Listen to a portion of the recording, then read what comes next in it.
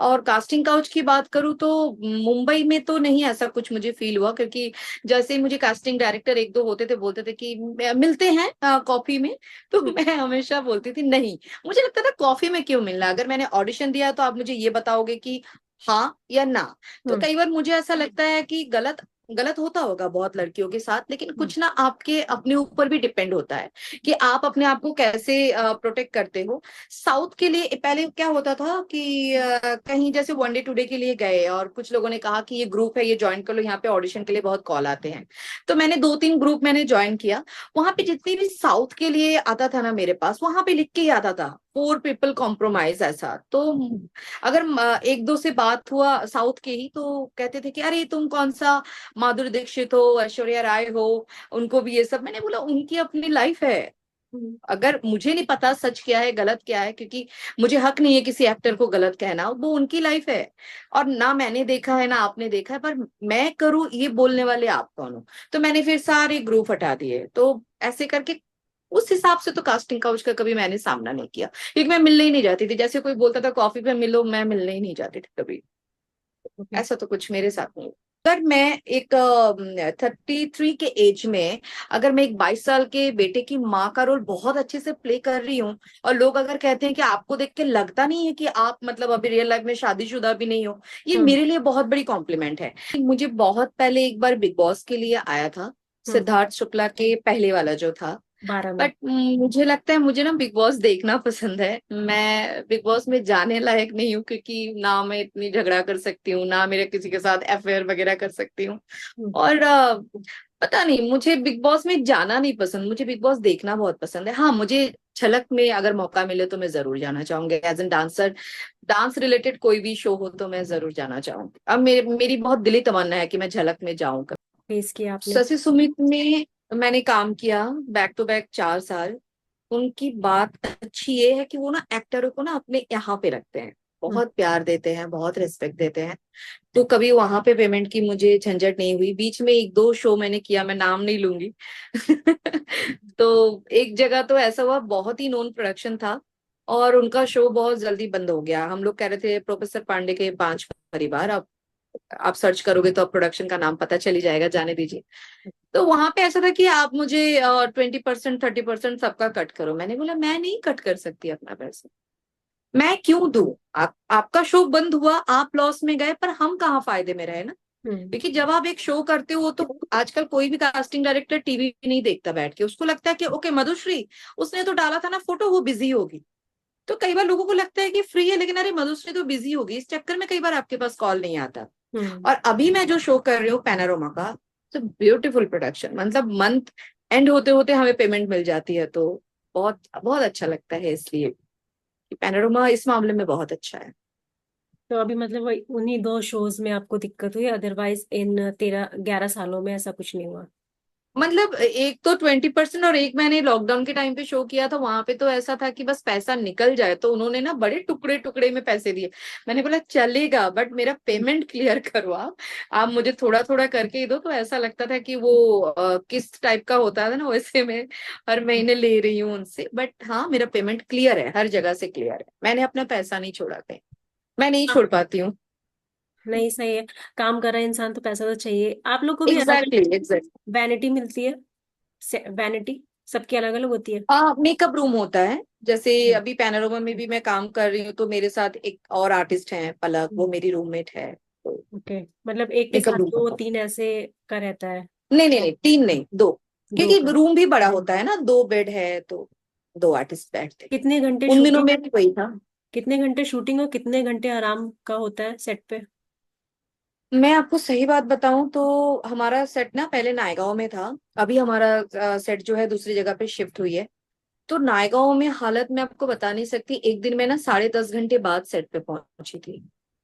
मतलब मैं जहां रहती हूँ, मैं अपनी गाड़ी से निकली और मीरा रोड से ट्रैफिक स्टार्ट हो गया। तो मैंने क्या किया, मैंने नायगांव में कुछ हुआ था रास्ते में, तो मैंने थाने से रोड में ले लिया। मैं सुबह कुछ 9:40 निकली थी, और मैं रात के 8:30 बजे पहुंची थी। मतलब इतना ट्रैफिक, मतलब ये अगर गाड़ी है तो ये यहाँ से यहाँ जा रही है, फिर आधे घंटे बाद यहाँ से यहाँ जा रही है। और तबीयत बहुत खराब हो गई थी। मतलब नायगांव में इतना हॉरिबल एक्सपीरियंस था, कितने घंटा, मतलब अगर मैं 7 बजे भी मेरा पैकअप कभी हो जा रहा है, 3-4 घंटा जाम में फंस के मैं घर आ रही हूँ 11 बजे 12 बजे। तो ये नायगांव में तो लाइफ आप पूछिए मत, हम ऑलमोस्ट 19-20 घंटा ही हो जाता था हमारा घर से निकल के घर में आने तक का। बहुत नहीं, ही प्रॉपर हॉरिबल सेट पे एक्सपीरियंस। कितना समय देना होता है फिर, जब आप 10 घंटे। प्रॉपर सेट पे 13 घंटा, 12 घंटा हमें देना ही पड़ता है। पर वो क्या है अच्छा। ना, हमारा शो जो है वो हफ्ते में 7 दिन आता है। हम्म। तो बैक टू बैक हमारा बड़ा कट टू कट चलता है। जो कल शूट किया वो आज का मतलब टेलीकास्ट हो गया। तो समटाइम्स कई बार इतना, और कई बार ऐसा होता था कि शिफ्ट एक्सटेंड करना पड़ता है 2-3 घंटा, कि करना ही पड़ेगा। तो हो जाता है कभी कभी 15-16 घंटा भी हो जाता कई बार ऐसा भी हो जाता है कि मतलब बैंक में तो रखा हुआ है 2-3 एपिसोड का, लेकिन अचानक से फिर वो कुछ चेंजेस हुए या कोई बीच में शो छोड़ के चला है। गया। होता है, कई बार ऐसा होता है। और कई बार ना बैंक बहुत जल्दी खत्म भी हो जाता है। कई बार होता है कि स्क्रिप्ट टाइम पे नहीं आ पा रहा है, क्योंकि डेली वाले शो में ना बड़ा मुश्किल हो जाता है सबके लिए ही थोड़ा।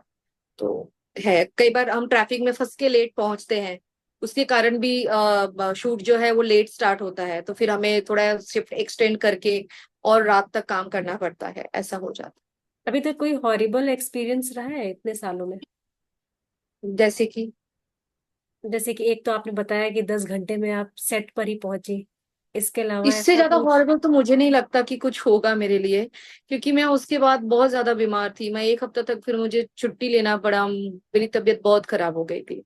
तो इससे हॉरिबल एक्सपीरियंस आप तो लोग को कुछ नहीं लीव्स है। मिलती हैं? लीव्स मिलती है मतलब जैसे आपका वीक ऑफ है? बहुत नहीं, ऐसे तो नहीं। मैं वही आपको बताना चाह रही थी कि अगर हमें छुट्टी लेना है तो ये सेट पे तो मुझे 10 दिन पहले बोलना पड़ता है कि ऐसा है, मुझे चाहिए। अच्छा। हाफ डे, तो भी छुट्टी तो नहीं, हाफ डे ज्यादा लेना पड़ता है, छुट्टी नहीं मिल पाती है बहुत ज्यादा। जैसे आपने 1 हफ्ते की छुट्टी ली तो आपके पैसे डिडक्ट होंगे कि पेड लीव होती है? नहीं नहीं, डे वाइज होता है ना। मैंने अगर आज काम किया तो आज का पैसा काउंट होगा, जो छुट्टी है वो पैसा नहीं। हम मंथली में नहीं होते ना। अच्छा। तो आप, डेली हाँ, बेसिस पे? अगर आपने 30 दिन पे अगर आपने 15 दिन काम किया तो 15 दिन का ही पैसा मिलेगा। पर क्या होता है, आपको सही बात बताऊं, पैसा एक साइड हो जाता है जब आप इतना, आपको थका दिया जाता है, आप थक जाते हो ना। लगता है जाने दो पर डे यार, एक दिन दे दो, सो ले अच्छे से। नहीं दोस्तों से मिल पाना नहीं होता, कहीं जाना नहीं होता, तो ऐसा लगता है बस सो जाए, ऐसी हालत होती है। बट अब हमारा सेट नायगांव से हट चुका है और हम सब बहुत खुश हैं, सभी एक्टर, कि अब हम मुंबई साइड में आ चुके हैं। और अभी लेट भी पैकअप होगा तो अपनी लाइफ थोड़ा जी सकते हैं, थोड़ा लॉन्ग ड्राइव जा नायगांव सकते हैं या मतलब कुछ एकदम कर आउटर सकते हैं। एरिया है? बहुत अंदर है, नायगांव से भी बहुत अंदर। हमारा था चिल्ड्रन गार्डन, मतलब प्रॉपर नायगांव से भी अंदर जो गाड़ी, और वहां का रोड बहुत खराब है। और वहां पे वो बड़ी बड़ी ट्रैक्टर वगैरह सब गाड़ियां जाती हैं, तो अगर और एक बार आप ट्रैफिक में फंस गए तो। जो ये फिल्म सिटी बताते हैं, फिल्म सिटी अलग है और ये आप लोग का टीवी वाला सेट अलग है, ऐसा कुछ है? हाँ, मतलब फिल्म सिटी में भी टीवी का चलता है, मीरा रोड में भी टीवी का चलता है, नायगांव में भी टीवी का चलता है। मतलब अच्छा। मेरी सोच तो नायगांव को लेके अभी ऐसी हो गई है कि ये शो के बाद अगर बहुत अच्छा कैरेक्टर भी रहा ना, तो तो मैं 5 बार सोचूंगी अगर वो सेट नायगांव रहा तो। हॉरिबल एक्सपीरियंस है कि आपको छुट्टी भी मिल रही है तो आप आ रहे हो 5 घंटे में। मतलब सुबह 8 बजे भी निकल रहे हो, आप 1 घंटा ट्रैफिक में फंस रहे हो, आप ये सोचो ना। मतलब ये होता है कि पेट्रोल अभी भराया और 3 दिन में मेरी गाड़ी की पेट्रोल खत्म। तो हॉरिबल, मतलब इससे हॉरिबल मुझे नहीं लगता है कि कुछ और हुआ है मेरे साथ इंडस्ट्री में। चलिए क्योंकि मैं बहुत। बहुत ही ज्यादा ब्लंट ब्लंट हूँ, और ब्लंट मीन्स हम्म। कि जो है मैं मुंह पे बोल देती हूँ। मुझे ये मस्का लगाना नहीं आता है, तो शायद इसलिए तो भी मैं क्लियर रहती हूँ। इस वजह से कभी किसी से पंगा वंगा भी हुआ है सेट पे? पंगा नहीं होता है, बट अच्छी बात ये होती है कि लोग ये बोलते हैं कि एटलीस्ट तुम मुंह पे तो बोल देती हो। सबको पता है कि मधुश्री से बटरिंग नहीं होता। और हम्म। अगर मुझे नहीं भी जमता तो मैं क्लियर बोलती हूँ कि भाई आपके साथ मेरा नहीं वाइब मैच कर रहा है, तो अच्छी बात है कि थोड़ा दूर ही रहे। तो या तो फिर वो खुद को सुधारता है, और मुझे लगता है कि ये होना बहुत जरूरी है। क्योंकि देखिए, एक दिन की काम नहीं है। जब हम कोई हम्म। नया शो ज्वाइन करते हैं ना, तो वो एक फैमिली हो जाती है। 13-13 14-14 घंटा हमें एक साथ रहना होता है। हम्म। वहां पे आप कितने दिन आर्टिफिशियल रहोगे, या कितने दिन आप, मुझे एक चीज, मेरा मानना ये है कि लाइफ में ना नो बोलना आना चाहिए। समटाइम्स हम इसके लिए भी खुद को बहुत ज्यादा डाउन कर देते हैं कि अरे ना कैसे बोले, अरे उसको कैसा लगेगा। पहले ये सोचो कि मुझे कैसा लगेगा। अगर मैं नहीं कंफर्ट हूं तो नहीं कंफर्ट हूं, अगर वो मेरा अपना है तो मुझे समझेगा, नहीं तो जाएगा, दैट्स इट। हम्म। पर मेरे साथ एक्चुअली सबका रिलेशन बहुत अच्छा है, क्योंकि मैं बहुत मस्तीखोर भी हूँ ना। हम्म। तो बहुत ही अच्छा। जो मेरी लीड है वो तो कहती है, मैं तो चिल्ला चिल्ला के बोलूंगी, आप में अभी भी ना बहुत बचपना है। तो मैं बहुत ज्यादा मस्तीखोर भी हूँ। तो सेट का सब मसाला मेरे पास भी होता है, तो सब इस बात से भी हैरान होते हैं, कोई भी शो हो आपके पास सारा न्यूज कैसे है। तो है थोड़ा, मुझे अच्छा लगता है थोड़ा मसाला कलेक्ट करना। मुझे बस कंट्रोवर्सी में आना नहीं पसंद, इसलिए मैं बिग बॉस में नहीं जाना चाहती। Otherwise I love masalas.